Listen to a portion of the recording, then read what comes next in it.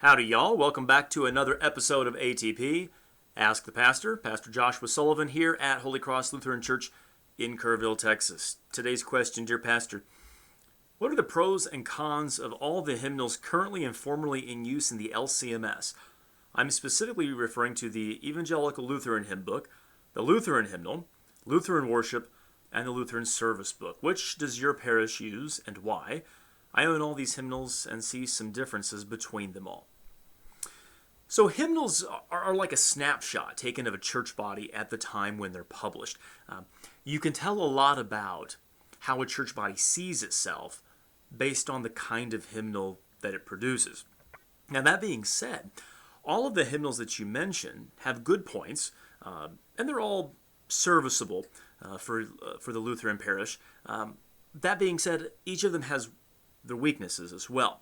Holy Cross, as well as most of the parishes within the Eldona, used the Lutheran Hymnal of 1941.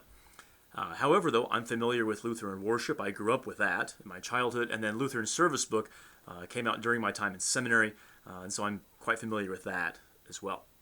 Now, the hymnal that you mentioned that I'm the least familiar with is the Evangelical Lutheran Hymn-Book. It was first published in 1889 by a group that would later, in 1911, become the English district of the Missouri Synod. Its 1912 edition was the first official English hymnal of the Missouri Synod. It included the common service, some 400 hymns, and everything that you needed to conduct the divine service.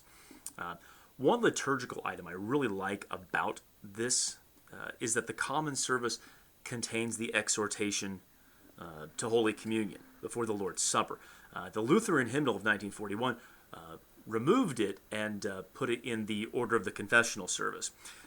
But most older Lutheran liturgies, from Germany especially, they have the exhortation as part of the divine service. Now, since this hymnal is out of publication, I doubt that anyone uses it for corporate worship anymore, but it is interesting to compare it to the hymnal that followed it, the Lutheran Hymnal then of 1941. Now, in many respects, TLH was simply an expansion of the Evangelical Lutheran Hymn-Book. Its liturgical section was expanded, as well as the selection of hymns that it has. It included just over 100 more hymns from over 15 denominations. That leads to one of the main weaknesses, though, of TLH, in my opinion, which is the inclusion of several Methodistic and pietistic hymns. Now, liturgically, it, like the Evangelical Lutheran Hymn-Book, then, demonstrates the unity of the early Missouri Synod. So the Sunday service is still the common service, though it does include a setting for morning service without communion. Like the Evangelical Lutheran Hymn-Book before it, it shows a picture of a synod that's unified in its worship. Now, one thing I really like about the TLH, about the Pew edition, like the Evangelical Lutheran Hymn-Book before that, is you can conduct an entire divine service just with the Pew edition. You have everything you need in that for the Sunday service.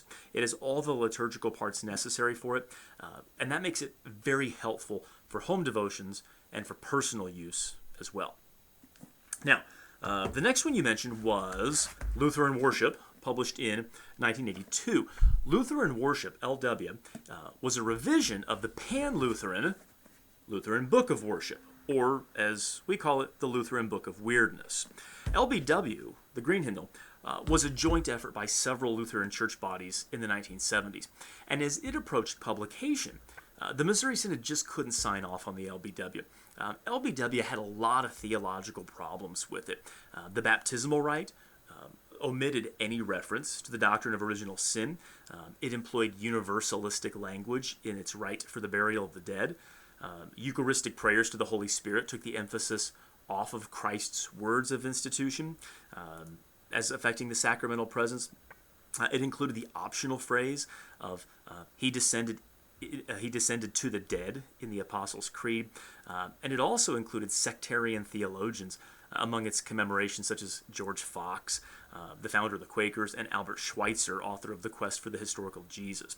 So, along with these issues, then, several of the new hymns incorporated were theologically problematic, to put it nicely. Now, because of the theological issues of the Lutheran Book of Worship, The Missouri Synod then decided to revise the LBW into Lutheran Worship. Now, it's hard to overestimate just how much this hymnal officially changed the worship life of the Synod. It dropped the Jacobean English of the KJV in favor of the language of the New International Version. It added even more hymns from other denominations. It updated many hymns by reharmonizing them, by changing the pitch. But a truly detrimental change was the inclusion of hymns like This is the Feast and Let the Vineyards Be Fruitful into the ordinary of the service. So the ordinary, those are the parts of the service that never change from week to week, while the propers are the things that change, like the readings, the hymns, the gradual, the intro, and etc. The ordinary of the service, the ordinary of the Mass, hadn't changed in well over a millennium. So by changing parts of the ordinary, the Synod set the precedent that even the unchanging parts of the service were in fact changeable.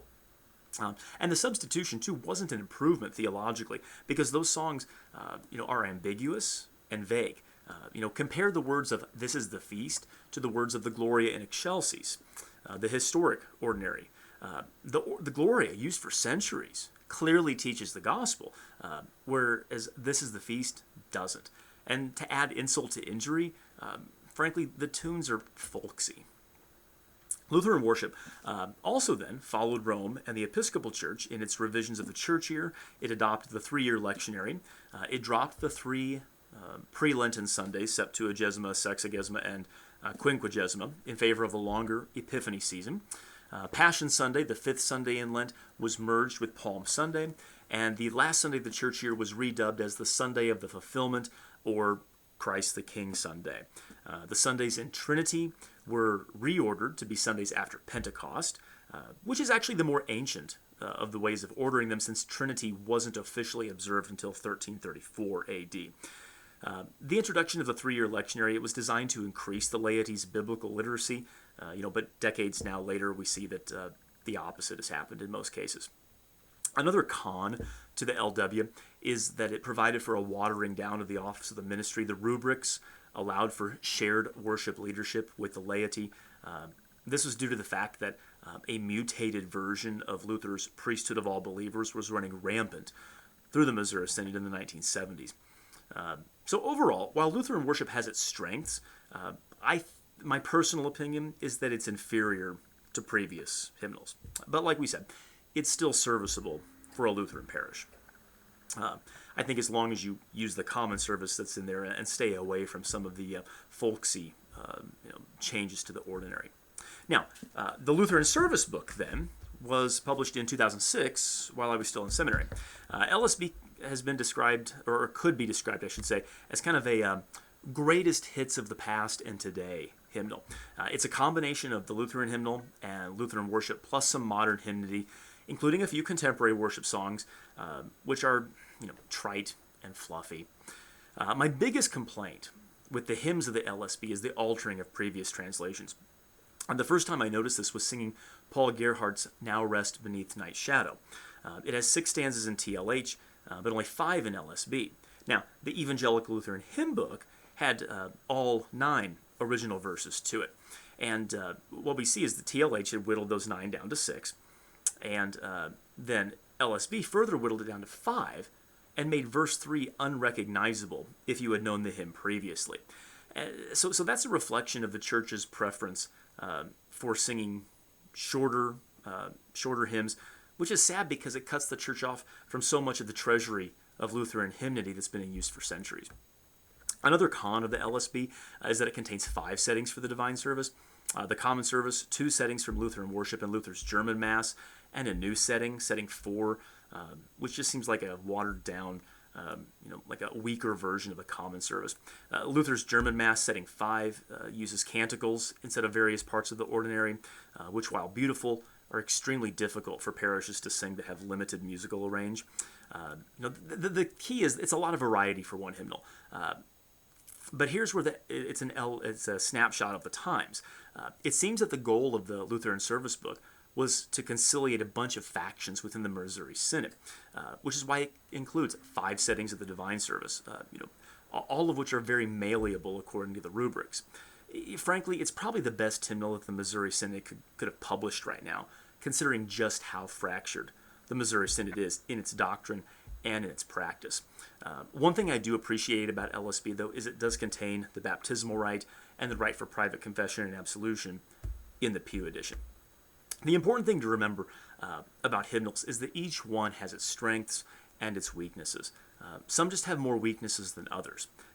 All of them, like we said, are serviceable for the Lutheran parish, but for now, I think the Lutheran hymnal is still the best one that's currently in use. Thanks for the question. We'll see you next time on ATP.